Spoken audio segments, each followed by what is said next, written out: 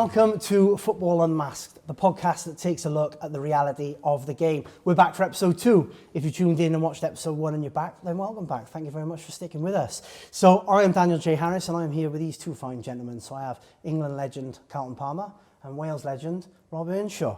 So gentlemen, last time out we took a look at the international games. The main one was England v Wales. Carlton, you got it right saying 3-0? He's happy. He's smiling. No, listen. I figured that Wales having a massive game against Belgium, World Cup qualifier, it was always going to, no matter what anybody says, there was always going to be that on the back of the players' minds and the back of the managers' minds. It was a strange game, really, for them to take before that because England are a strong side. So I don't know whether, how far ahead these friendlies are booked in or whatever. So I fancied England to win. And everybody's going on about England's performance. I think you've got to take away from the fact that Belgium had a massive game. Yes, England played well. They started the game well, 20 minutes, 25 minutes. They played very, very well at the start of the game. I expected them to win comfortably. But how much do we take away from that from England's point of view? Because, as I say, Wales had that massive game coming up against Belgium. Exactly, and I think they came out of the blocks quite quick, didn't they? And they scored early. I was sat in the pub, I'm going to people 1-0, 1-0, 2.5 minutes, I'm going 2-1, 2-1. Do you know what I mean? And then going 3-2, 3-2, and I was like, oh, okay. Was it a bit of a lacklustre performance from Wales because they had it in the back of mind? What do you think? I think there was a few things going on, actually. One, of course, Wales came to play, but it was always going to be about the second game. The second game against Belgium, World Cup qualifier. That was the most important thing. But I know Craig, especially in the friendlies, he's experimenting. Yeah. So it's almost like he experiments in the friendlies, trying to figure things out, including who he's playing up against. So he knew England were going to play how they play.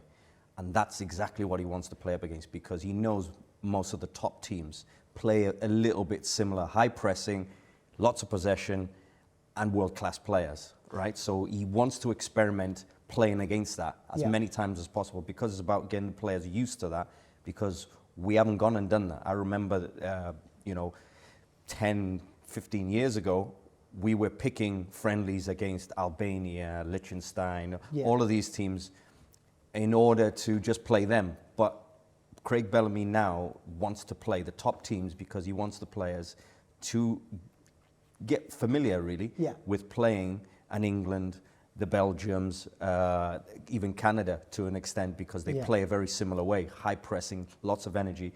And unfortunately, the game just didn't go anywhere near any of the plans. And I think you're right. It wasn't necessarily about winning the game. It was about putting the Wales team up against a good opposition, testing their mettle and a learning opportunity. Hopefully they then take stuff away for the Belgium game. Do you know what I mean, playing against another top side? Well, if you look at England and if you look at Belgium, they almost play in a very similar way. When they haven't got the ball, they'll hunt, press. Yeah.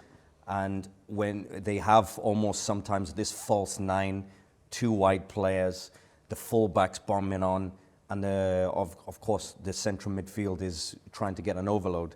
So that's how Belgium play, but also a little bit similar to how England play. So that's what he wanted to play up against. It was almost a preparation for that Belgium game. And it did help us to an extent, but England were just too good. It was weird because in the first minute, if you go back to the game, first minute, David Brooks gets the ball, and it's almost a 3v3 at the back. And he picks the wrong choice. Interception, goes the other way, gets a corner, bang, goal. Picks the right choice, goal, and small margins. Yeah, and it's little things where you get a foul, you run it in a certain way, where you keep the ball, get a throw in. It's slightly different. Not to say it's his fault, but I just mean in terms of the start. The start was sharp and all of those things that you prepare for. And like any plan, it goes to plan until you get punched in the face. Mike Tyson, exactly. Everyone's got a plan until they get punched on the nose, basically. Yeah. But England were too good. I mean, they were too sharp. You look at the goals, 2 set pieces, but they were the sharpest to the ball. First to the ball, great positioning, They pulled back. Everything was sharp, sharp, sharp. And then just to finish it off, Saka puts one in the top corner, which he normally does. If you allow him to come inside, even this much of a gap, bang. He can do it. And it was game over. Yeah. It was game over. So so one side of it, I was disappointed in how Wales played because they didn't.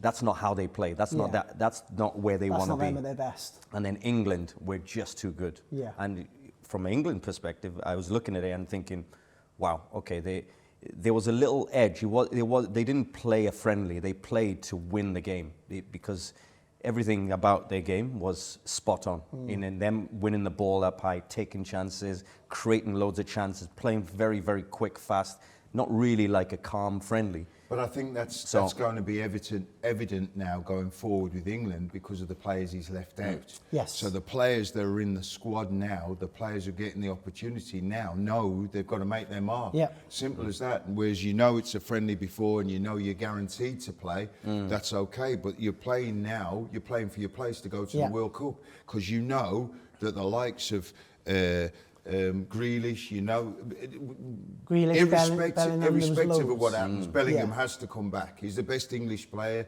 He's world class. He has to come back. So players. Well, that's another question. Do you think he comes back? Oh, he's got to come back. He's got to come back. I think he's incredible. Ernie, I'll tell you what happens, right? And it happens with big players, right? They've got that presence. They've got that aura, right? You need those players. So I don't think it's an issue for Tuchel. I thought he might have brought him in because he needed games, but I don't think it's an issue for Tuchel. You've got to know that those big players have that aura about them. And if there's a problem for the rest of the squad, that's a problem for them. You have to bring back your best players. If England are going to win the World Cup, they have to have the likes of Grealish. They have to have the likes of Bellingham. They have to have like the Foden. But what he's doing is creating an atmosphere where he's saying, well, hang on a minute. Those players are on the outside looking in and thinking, well, hang on a minute, my place is in jeopardy. Those players are in the inside looking out. They're thinking, well, we've got to perform. Yeah. So he's getting a squad that is talented, but everybody performing. Yeah, they're going to stand up and be counted, haven't they? And then England, Latvia last night. Tell us about that game. Well, we expected that. Did I get that right again? What's that? Did I get the score right again? I can't remember. What? Yes, I did. 5-0. You did? Was it? You got that one as well? Yes, I did. We bout your knowledge, sir. No. But no, we expected a win. We expected a win, and England duly obliged with that win. We expected that. But for me personally, I've not learnt anything from the Wales game and the Latvia game because we're going to have to play better opposition in the World Cup. With all due respect, if Wales qualify for the World Cup, they won't be expected to win it. Yeah. England are expected to go on and challenge for that World Cup. So I've not learnt anything. What I can see is that players are understanding the way Tuchel wants to play, understanding the intensity he has and wants for them, and the feeling he wants around the group. He's setting a precedent, as I said, for the players that are in and for the players that are out. And that's good. Yes. Because to go into a tournament now, to win a tournament, I played in the Euros when Denmark didn't even qualify and went on to win the tournament because they went in with no expectation to win it because they didn't even qualify. England are expected to go on and do great things. So he's creating this kind of atmosphere where everyone's got to be at their best. Everybody's on their toes, and that's the only way you're going to do it, where you don't want players coming in resting on their laurels. I like what he said about Rashford coming out. I think he's a talented player. I really haven't seen the best of Rashford. I've seen him in fits and starts where you look at him and you think, Jesus Christ, he's going to set the world alight. And doesn't quite get there. But because Tuchel's believe in him and keep picking him, I think he's that type of player who's going to go on and inspire the group. I really do. Nice. I agree. He's. It was interesting for him to say about being in not a calm environment. Talking about Manchester United, now he kind of feels like he's gone away. Barcelona, he's doing well. He's a talent, of course, but it was interesting that he's kind of mentioning that now, and he's kind of in this now New England, you know. So that'll be interesting to see where he's at in the next 6 months. He's no longer sat in a dumpster fire that is Man United. but I think that's also a little bit of maturity as well. Yeah. Bit of experience. And let's be honest, I will say this here and now on this podcast, I think Rashford's been singled out at Manchester United. I really do believe that. I know players are talking about him downing tools. I don't believe that any player who's picked for their club or country should not try their best. But if you get treated the way Rashford has been treated, and only because, in my opinion, so I say this again, in my opinion, I think Sir John Ratcliffe has come into the football club and said, right, well, that's the ballpark for anybody who's going to sign for Manchester United, 350 grand a week. We've got to get rid of him. And so that's what they've done. I think, you know, I saw a podcast where Wayne Rooney said he turned up on a Sunday to watch his son playing football, and Rashford's walking across there on his own, and he said it was disrespectful. So therefore, it's going to affect the player. Yeah. So they've done what he's done. He can't suddenly, be fair to him, he's gone to Aston Villa, he's been outstanding at Aston Villa, and he's now gone to Barcelona. You look at the players they've gone out. Why is that? Why has Rashford gone to Aston Villa and done well, and then gone to Barcelona and done well? Why has Sancho left Manchester United and gone to Chelsea? Well, there's a whole list of Man United players who've gone on and played The mystery. well elsewhere. Obviously, that environment is not, do you know what I mean, getting the best out of them, and they've gone somewhere else and shown their quality. So, Correct. Absolutely. And then let's just touch on Wales-Belgium. There was an opportunity there for Wales to go top of the group. It was a big ask. Like, how did you see the game? We were almost in it, then we were well out of it, then we was possibly coming back. How did you see it? Well, it was the one thing that we needed to do is start better, because I think a lot of the games we've not started well. Conceded 3 against England in the first half, conceded 3 against Belgium in the first game in the first half. So that was the number one thing. And they did that, to be fair. The first 15 minutes, I just thought, we're going to win this. Yeah. And that was almost this higher level that we're trying to reach at consistently. Unfortunately, the referee gives a penalty, and all of a sudden the energy, you could feel it. I was in the corner, obviously we were doing the game, but I was in the corner, and you just feel the energy. And it's weird where you feel the energy in the stadium just literally evaporate. And as soon as the penalty got given, it was almost like confidence knocked. Yeah. Just ripped everything apart. So harsh penalty, but I thought Wales did well. They just came up against a better team. Yeah. Because Kevin De Bruyne was so good. I mean, Doku as well is another one. Doku was unplayable. I mean, you see how they move and how sharp they are. You got to hold your hands up and say, over 90 minutes, because this is the thing. First 15 minutes we were good, but over 90 minutes, that's the part. You've got to have a perfect game. And the Belgium game was a must-win, because we play Liechtenstein next month and then North Macedonia, who were top. Yeah. So you knew if you beat Belgium and you go and take points off North Macedonia, pretty much that was it. But the must-win was Belgium. Unfortunately, they didn't do that. But isn't it interesting now, right, what we were talking about Manchester City? Doku doesn't play like that for Manchester City. He's not allowed to play like that for Manchester City. I feel now, this season, I feel like he is. But they seem to have changed this season, haven't they? They've changed this season because I think Pep's and credit to Pep for accepting that. He's got to play a more expansive game. So he's allowed Doku to do a little bit more for Man City. But in the past, we've not seen him play like that. Every time he gets back, he checks back. Whereas against Wales the other night, he was dynamic. He picked the ball up, he's got good pace. He can go inside, he can go outside, he can get byline, he can cut back, he can deliver across. And if you don't know what he's going to do as a defender, you're on your toes. And you can see Wales were sending out 2 men to mark him at all times. And at one point, he skinned the 2 of them with one touch. Well,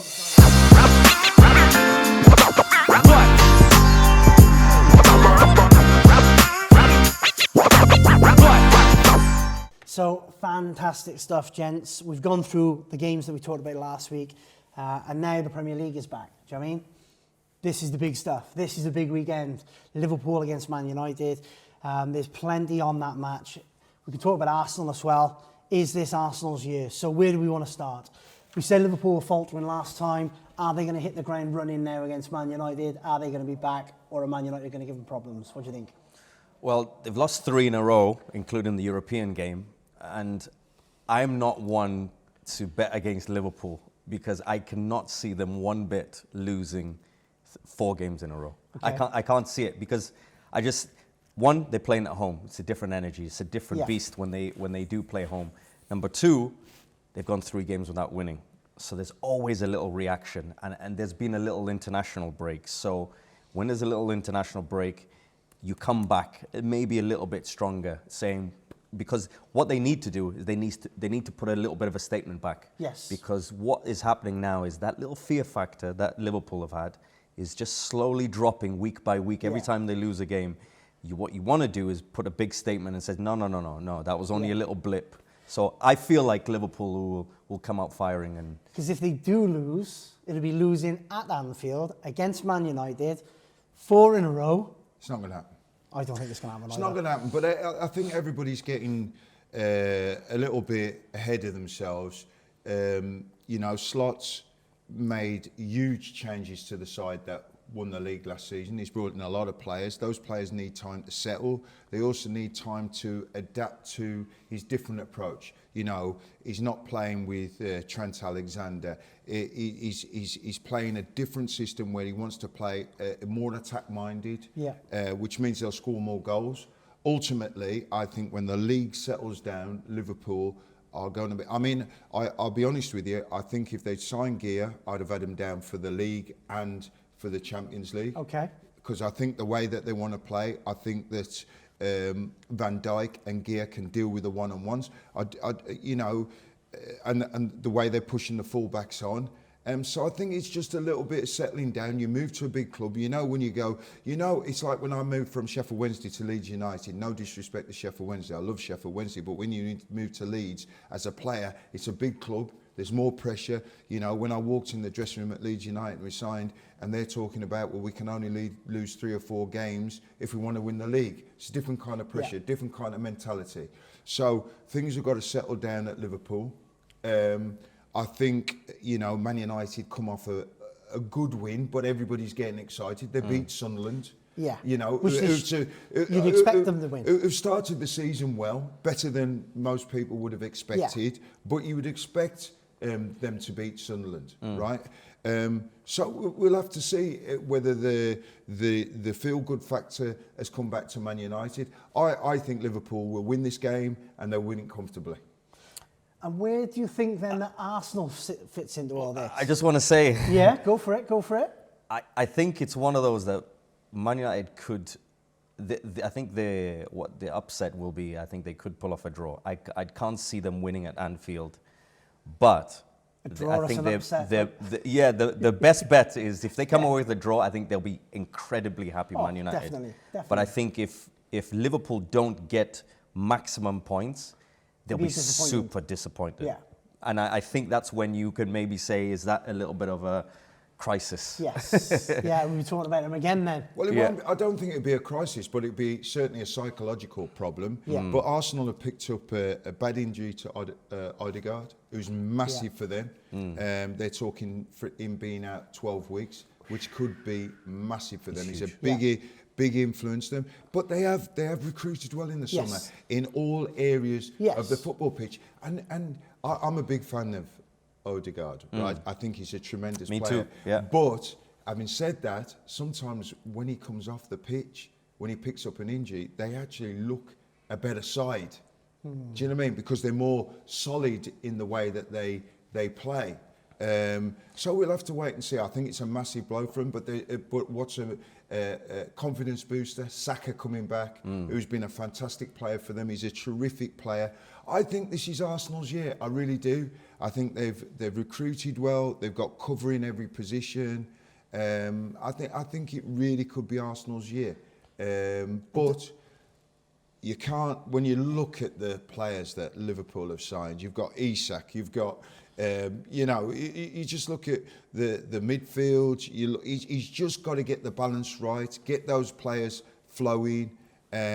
Defensively, I think he's just got to get it right. In the full-back areas, they seem to have been weaker since Trent left and Robertson being out the side. For me, Robertson's been coming more lately. It'd be interesting. I think Robertson will start the game. You think? I think Robertson will start the game. That experience in there, Jimmy, been there before. I think he's, this season when I look at him, I think he's really struggled when he's come in. That's the only thing, because I think Kirkes, you can see he's sharper, he's fitter, all of these, but he's sometimes erratic.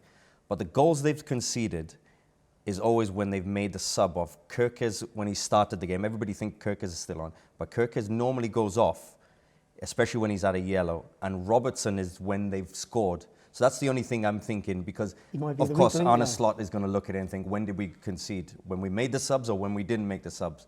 And just because I think 3 of the goals, Bournemouth, I remember first game, yes. The last game as well, Estevao goes and scores the winner against Chelsea.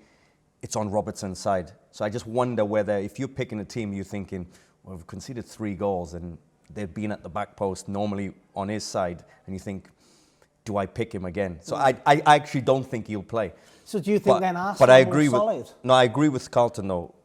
I think the fullbacks is the problem with Liverpool. I think they're really struggling, because if you look at the Chelsea game, they purposely targeted the right back especially, and overloads on that side.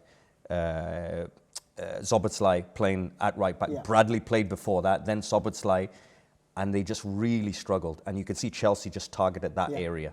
So that's where I think Liverpool have got a big problem. So are Arsenal more solid then as a squad, and you think they'll go the distance this season? And if they don't, what happens to Arteta? He's got to win something this year, surely. Well, I think what's happened with Arsenal this season that's given the advantage over Liverpool is they've had a settled side and a settled squad. They've added players, but not necessarily added players who are going to go straight into the first team. So therefore, the way they play, the way they set up, their understanding of the team has given them that platform to go on. And they have to take advantage of that right now. They've got to get a lead that's unassailable, if you like, before the Liverpool team set down. Because once the Liverpool team settle down, and they will settle down, they will be like a runaway train. Yeah. So I just feel, listen, I think Arteta has been a breath of fresh air. I've liked the way he's gone about his business. He's been unlucky with the points tally he's posted each year, 3 years runners-up. But, you know, and he has won a couple of trophies. But this year, I think he's got to deliver the league title. It won't be a catastrophe for me if Arsenal don't win the league title. If Liverpool don't win the league title this year, because I'm looking at the players they've signed. I'm looking at the age of the players they've signed. That is a work in progress. They are a transition year. They are going to go on and be a phenomenal team. But I'm looking at Arsenal now and I'm thinking, right, well, listen, step up. You've signed the striker that everybody's been asking you to sign. You've got that. You've got the strength in depth if you get an injury to Saliba or at the back. You've got everything in line now, all the ducks in a row to go on now and win the league title. And from a nostalgia point of view, I'd like to see him do it. Fantastic. Yeah. Arsenal, I'm just looking at their squad depth. Wow. Odegaard, obviously, is now injured, will be out for a little while. But then you've got Nwaneri can come in. You've got, obviously, Eze comes in, Zubimendi. Declan Rice. Marino has been on fire every time he plays. Declan Rice is in there. Trossard, Martinelli. On the other side, you've got Saka. Madueke, he's injured as well. And then young Max Daumann. And then up front, you've got, obviously, Gyökeres. Havertz, who's I'm not sure how fast or how quick he's going to be back from injury. And then, of course, you've got Jesus, he's injured as well for a period of time. But you just look at the depth. It's the first time where you look at the Arsenal team and you think, first of all, you're not really sure who's going to start. Yeah. That's a really good thing. Yeah. Because the squad depth. 5 different places. And then when they've had injuries, Odegaard, main player, he's gone down injured. Madueke was playing well, he's injured. Saka comes back. So you just think, and Odegaard injured, Eze will probably slot in there. And you just think they're an excellent team, no matter who plays. And that's the strength of Arsenal. And they've added that little bit of edge. Newcastle away was a massive result for me. Yeah. It's a difficult place to go to, right? And maybe last year, Newcastle maybe drew or lost the game. Arsenal maybe drew or lost the game. They went on to win the game late on. Second half, they went on to win. And then he learnt from that, the game after that, because he took the handbrake off and the free flowing. And he's got to do that. He's got to let them go and play. And if he lets them go and play, he's got everything there. He doesn't need to be frightened about it. He needs to just let them go and play now, let them go and express themselves. You've signed a player in Eze, which I really think that is a steal. He's incredible. It's still for 60 million quid. He's a world-class player. Yeah, absolutely. He's a world-class player who can play behind the front man, he can play on the right, he can play on the left, he can drift in and out, but he can change a game of football. And so you've got him, you've got Odegaard, you've got Saka, you've got it all there now. Yeah. So now you have to go and deliver now. Got to go and do it. I still think that, I know a lot of people say, oh, he has to deliver this year, but I still think Arteta should be the Arsenal manager, whatever happens, because I think it's underestimated what he's done to Arsenal Football Club. If we rewind 6 years ago, Arsenal were in trouble, more than just bringing in a new manager, because everything, a new manager comes in and he fixes everything. No, it takes more than that. Yeah. That's why it's taken 5 years to you see this Arsenal team thinking, wow, what a team they are. The job that he's done is unbelievable. Consistency, isn't it? Do you mean? I think, and that's one of the things like Man United be lacking, consistency. You keep chopping and changing, do you mean? And it doesn't work for anybody. Well, you've got to have a vision of what you want to do. And I agree with Ernie. Whatever happens, Arteta should be the manager. But as you know, the longer it goes without him delivering the Premier League, the more pressure comes from him, because the fans are not pressuring. More frustration. They accept what he's done, they accept the job. And if you're looking at it now, you say to yourself, well, who's going to come in to deliver the league title? It's a bit like England. They brought in Tuchel. You know, you've looked at Gareth Southgate, look at what he's done, and they're looking at who's going to come in and deliver a World Cup or a European Championship. The next person comes in with more pressure. Tuchel's come in with more pressure. And so if they get rid of Arteta, you bring in somebody in under more pressure. But I agree with Ernie. I think he should be the manager of Arsenal while he keeps developing the young players, keeps progressing Arsenal, because Arsenal have been progressing year on year. And until you see a sign that they're going backwards, then I don't see no reason to change the manager. Fair enough. Yeah, I agree. Cool. Right. So, guys, we'll be back in a couple of seconds. We're going to get our tactics board out. Going to talk about 3 games from this weekend. Going to do it slightly different than to last week. So, back in a second.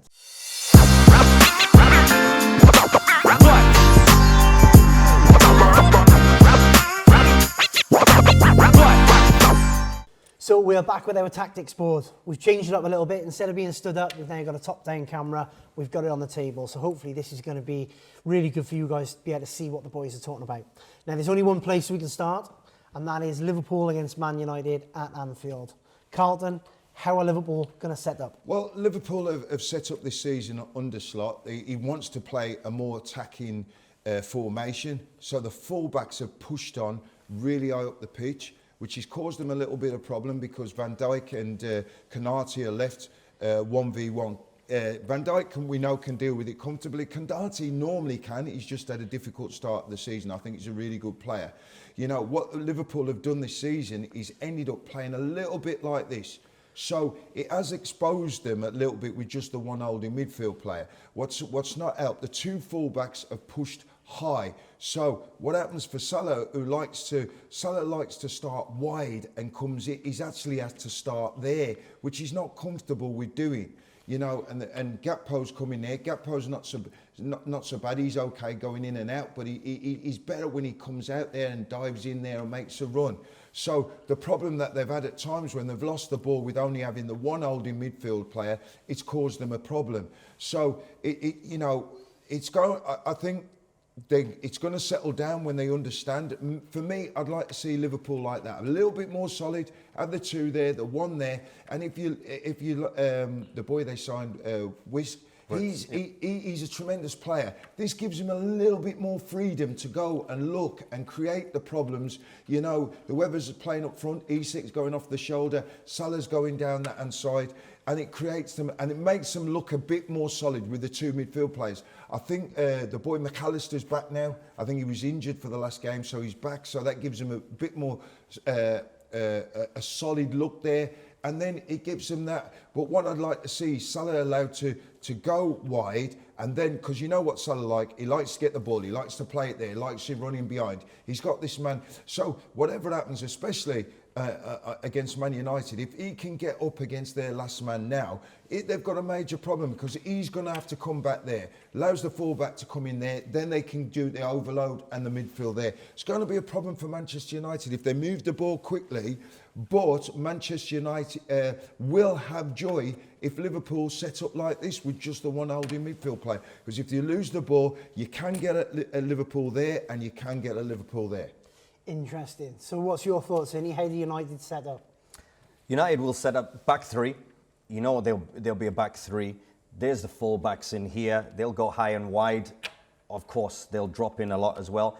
But then you've got Casemiro, Bruno Fernandes, and then they'll have this box. It was Mount last game, but you'll have, I would imagine, this is what I would play, Cunha, Mbeumo, and then Šeško. Šeško's scored a couple of goals now. He looks sharp. He looks as if he's getting fit. The biggest problem, if you have Casemiro, he's the natural holding midfielder, central midfielder, and deeper midfielder. If you got Bruno Fernandes is going to be moving, and obviously going forward. That's his instinct, is to go forward. The biggest problem is whether it's going to be a positive or negative, we'll find out, because there's either going to win him the game or lose them the game. When Bruno Fernandes leaves his position, leaves Casemiro, and goes and joins Cunha, Mbeumo, Šeško, and goes into these areas and they're attacking, the problem you'll have is then the McAllisters, the Wirtz, the Gravenberch, the Szoboszlai, against only one midfielder. That's going to be the biggest problem. Now, they have to score goals. If they score goals, it's all fine. But the problem is, if they don't score the goals, they're going to be vulnerable. And almost Liverpool, you know they'll attack. They'll attack. So that's the biggest problem. But I think when Man United do go forward and they attack with their fullbacks, you know Dogu this side loves to be up here. That's a big strength. But you've got Salah. When you're playing up against Salah, it's cat and mouse. You can't leave him, but also you, on that side, you can get into an attacking position and create chances, make crosses, of course.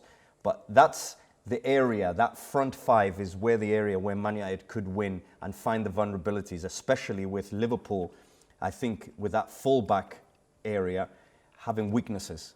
Bradley played, came off. Szoboszlai is played, he's a midfielder. And Chelsea targeted this area especially. Right behind their fullback, I think that's where they can get joy with Dogu. He's an naturally attacking instinct player.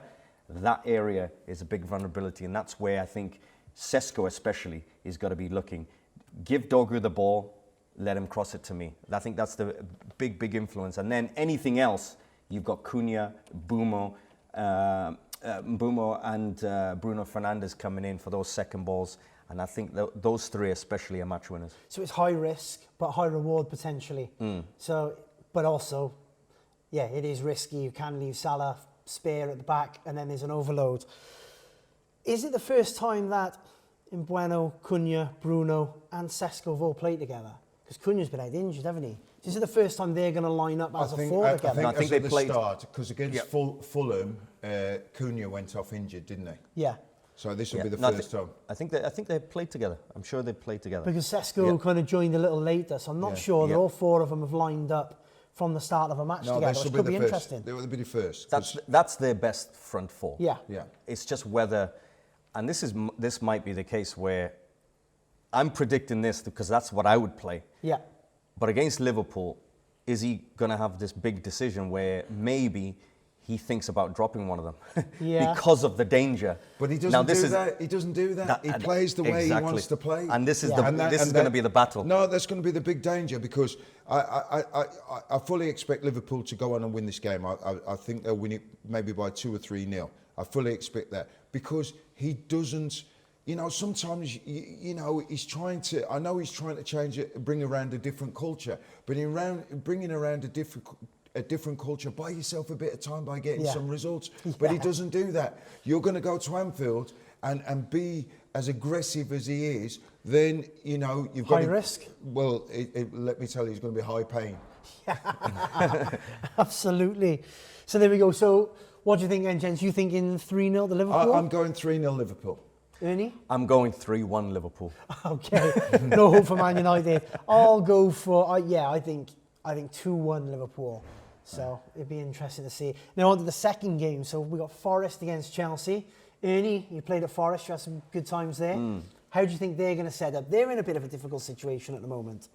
Yeah, and of course they haven't won in. I think they've lost 5 games now under Ange Postecoglou. I mean, he struggled. He's not won a game. That's the big factor, because new manager, normally there's a reaction. There hasn't been one, except for playing well. Yeah. Burnley, they played well. Real Betis, they played well. For parts, especially second half against Midtjylland, they played well, but they haven't won games. That's the biggest danger. I mean, with them, they'll set up with kind of. The problem is they've had a few injuries. Murillo has had a few little injury issues. Ola Aina has had a few little injury issues. So, in their ideal world, I think Aina is out, but you'll see a back 4. And then you'll see 2 holding midfielders. And this is, I think, maybe the one slight change, because everybody's thinking that Ange plays all-out attack. But he's played with 2 holders, really. Okay. Instead of 1 and then 2 advanced. So it's going to be a 4-2-3-1.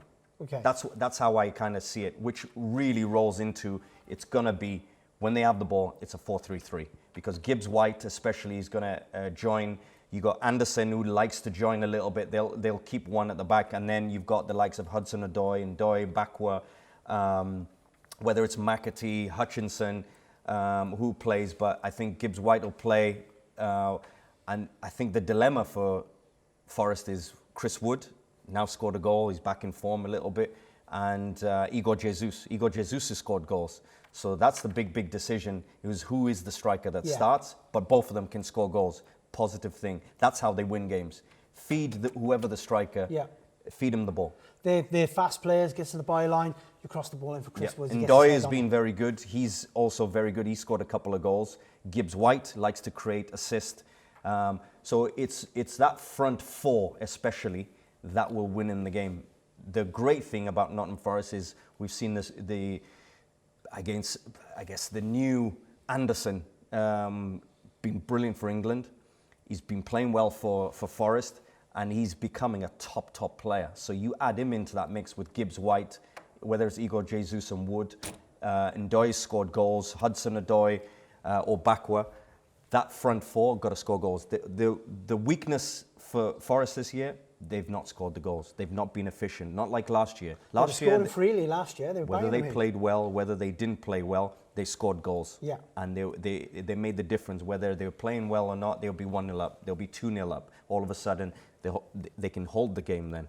It's very, very different. But that front 4, front 5 is the key to Forest winning and winning well. Interesting. And how do you think Chelsea set up? Like Chelsea, again, have got an embarrassment of riches, so many different players there. Yeah, no, Chelsea will be the way they always have been under their manager. They'll have a flat back 4. I think this will be James.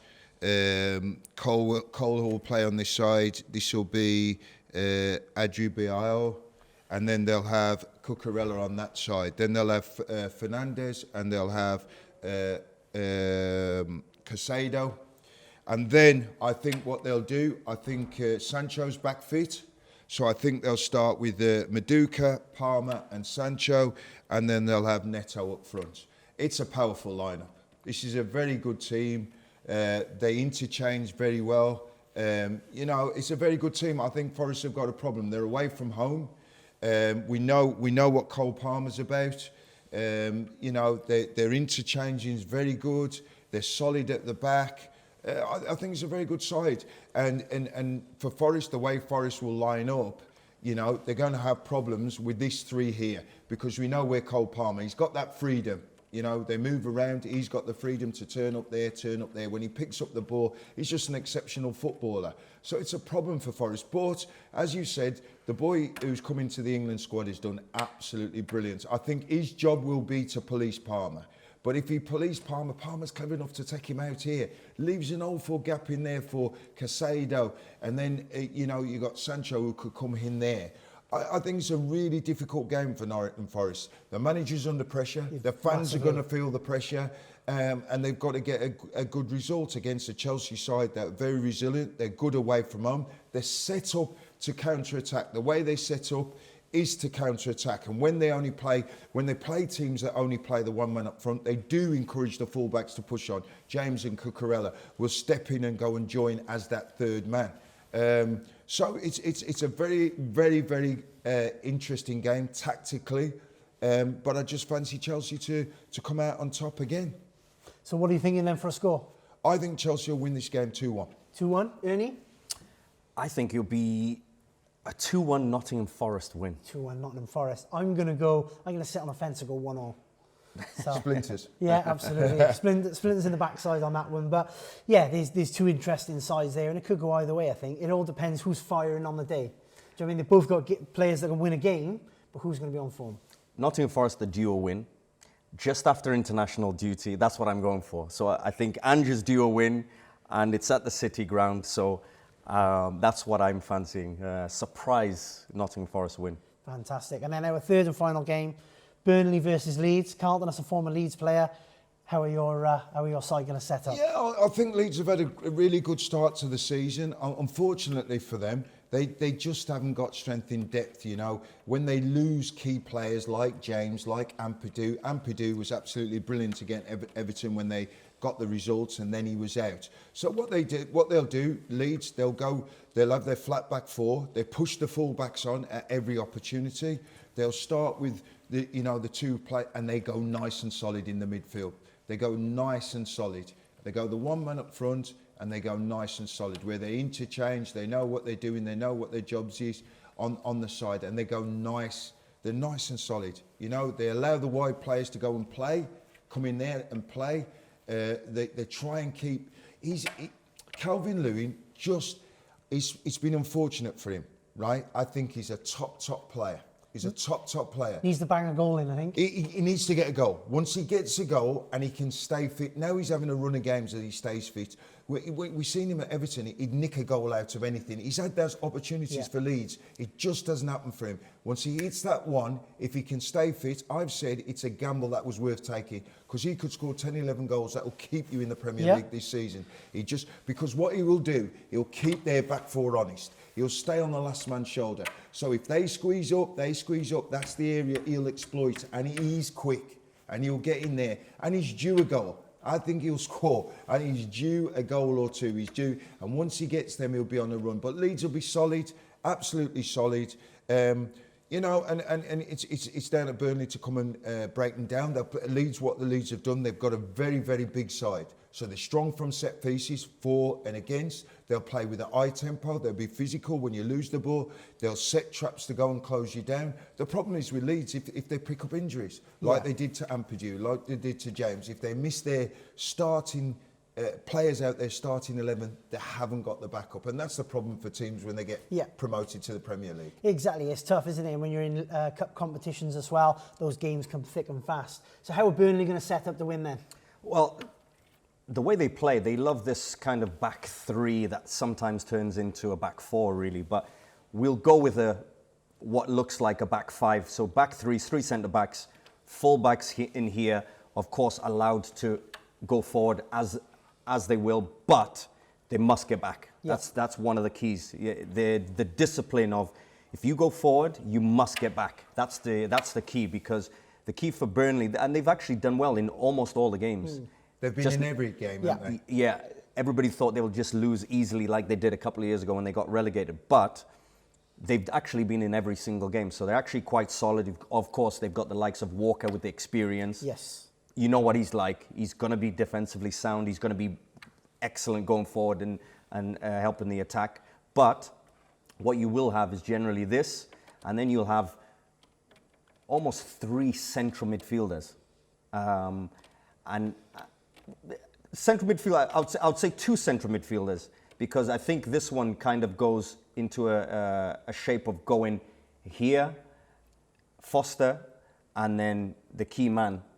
How Burnley win, Jadon Anthony.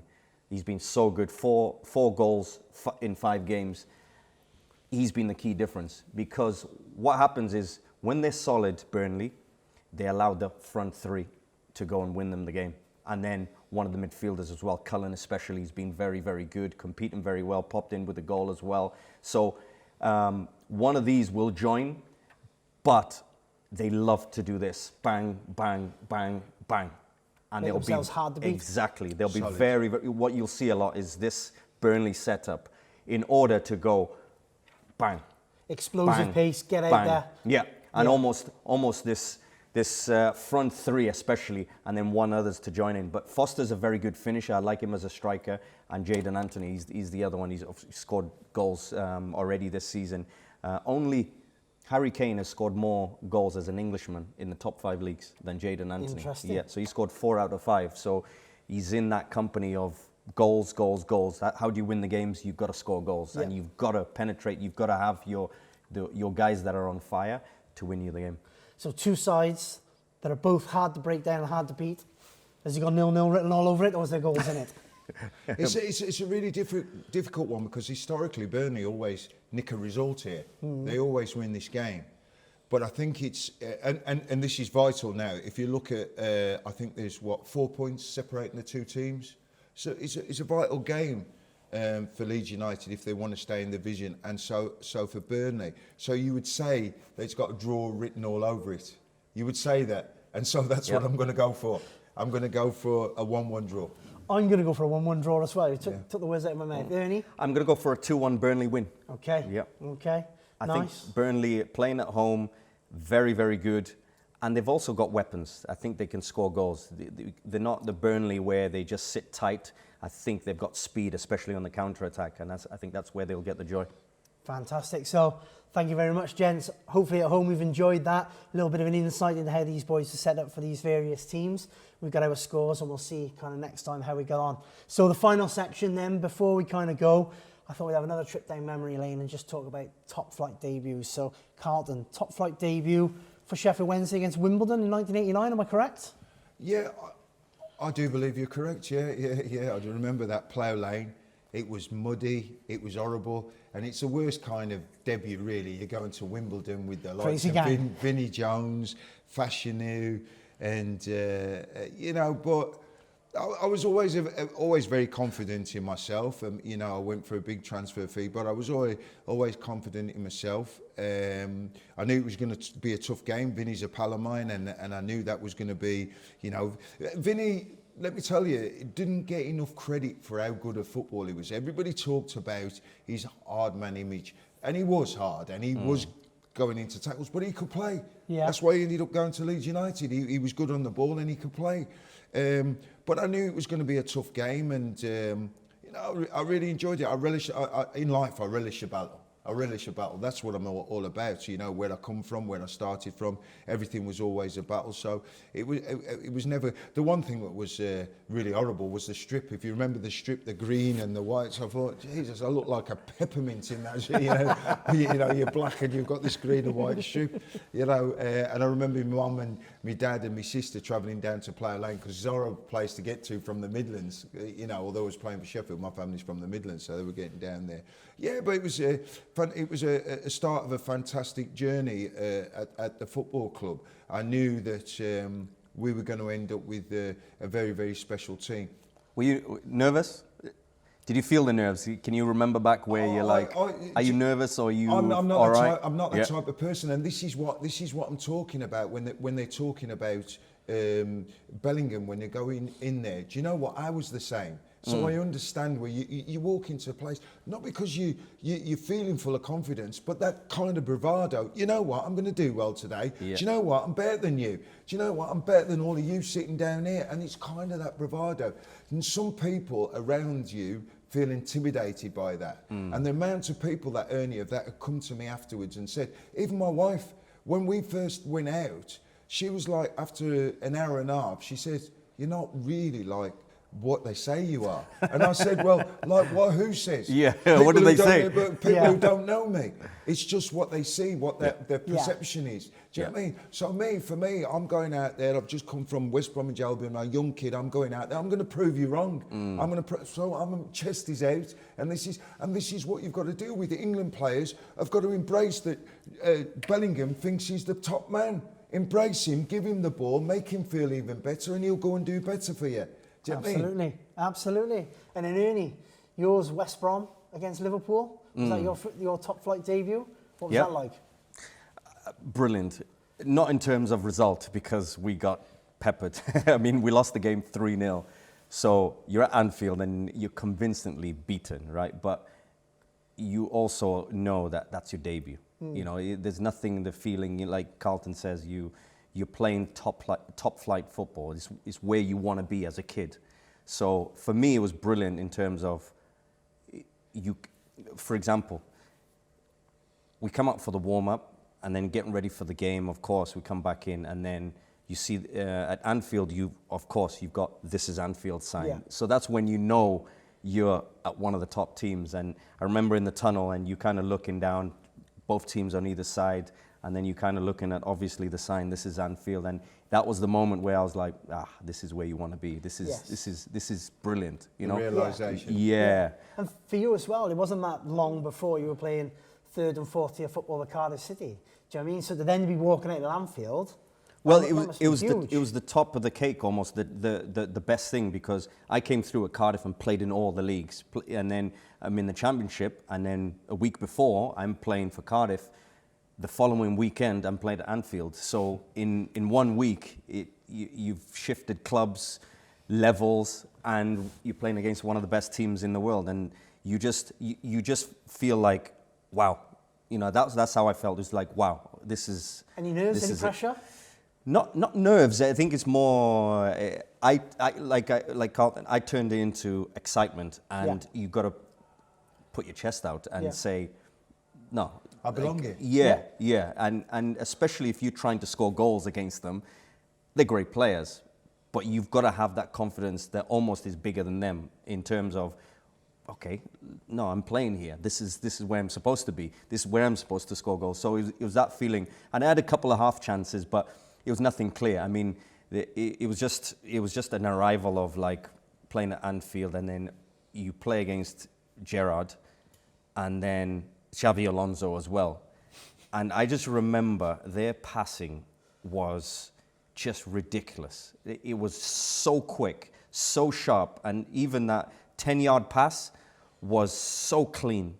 And never mind the 10-yard pass, the 40-yard pass was exactly the same. And I was kind of like, whoa, that's the level. Yeah, that's the level you've arrived at. So you quickly recognize. And I think they beat us 3-0, and it was just a lesson in like, oh, that's the level of the top flight, the Premier League. But it's brilliant in terms of experience. This is where you want to be. You want to experience that. You want to be playing on that same pitch as those people, because for you become better the more you feel that energy and you feel those passes. Fantastic. So brilliant. And that's like me sat here with you gents. I'd raise my game. Do you mean two top footballing pros? I'd raise my game just to be here. Yeah, but you know what? It's a little bit, you know, and whilst we're on the subject now, when Ernie's talking about the levels, it's important that also that we identify this for parents at home, right? This is a fact. Yeah. This is how hard it is to achieve that level and status. There's 92 football clubs. Most clubs run on an average of 30 players. So there's 2,775 football players, right? 1,700 of those are foreigners.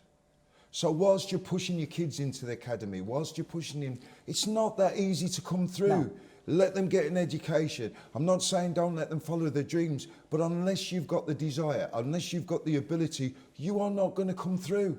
You've got to have something different. And so all these parents who are pushing their kids into the academy and they want to play football, my wife's a school teacher, and she's asked me to come into the school sometimes because the kids are 12 and they're saying, oh, well, we haven't got to work because we're going to make it as a professional footballer.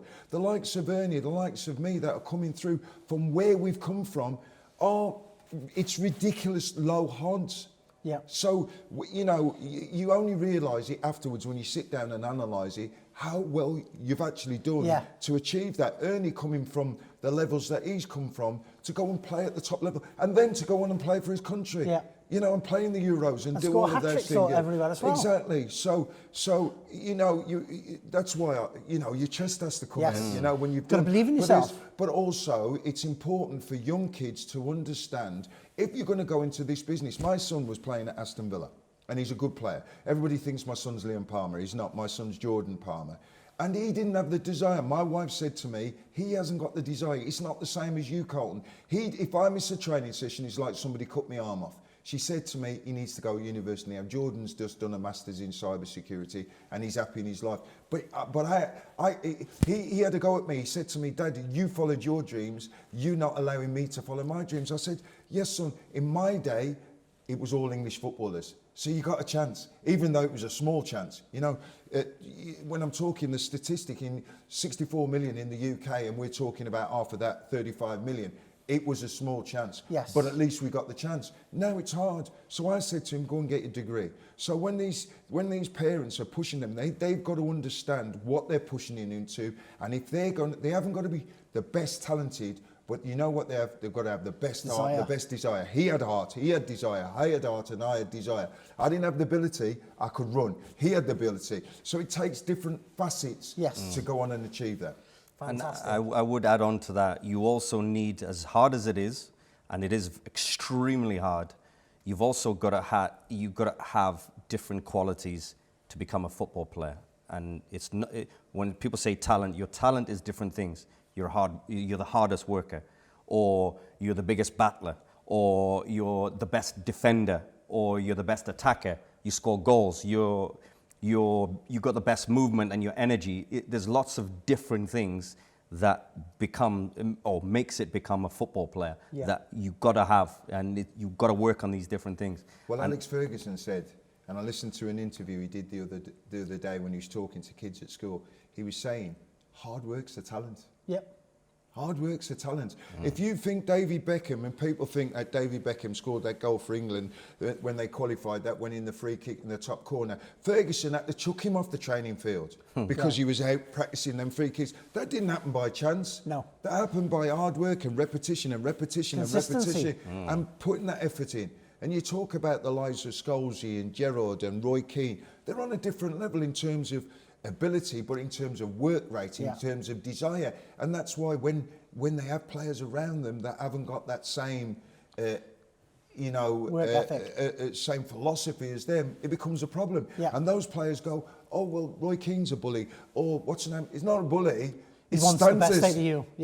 Standards are high. It's part of his quality, and that's the thing. You to make it to the very, very top, and the best players, they always have the ability to repeat again and again. Correct. If they play Tuesday, they play Wednesday, they play Saturday, they go again the next weekend, and they go again the next weekend after that. They've got the ability to repeat their quality, their skill. You know, whether it's scoring goals, whether it's being a great defender, whether it's being able to be one of the fittest in the team, but can also play.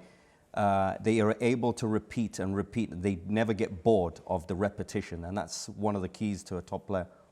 Fantastic. Thank you very much, gentlemen, for that insight. Hope everybody at home, you've enjoyed the episode. Make sure you like, you subscribe, you comment, you share. Let's see if we can get as many people as possible to watch and buy into this show, subscribe to the channel, and come along for the next episode. So thank you very much, gentlemen. Thank you very much for watching at home. We'll see you for episode 3.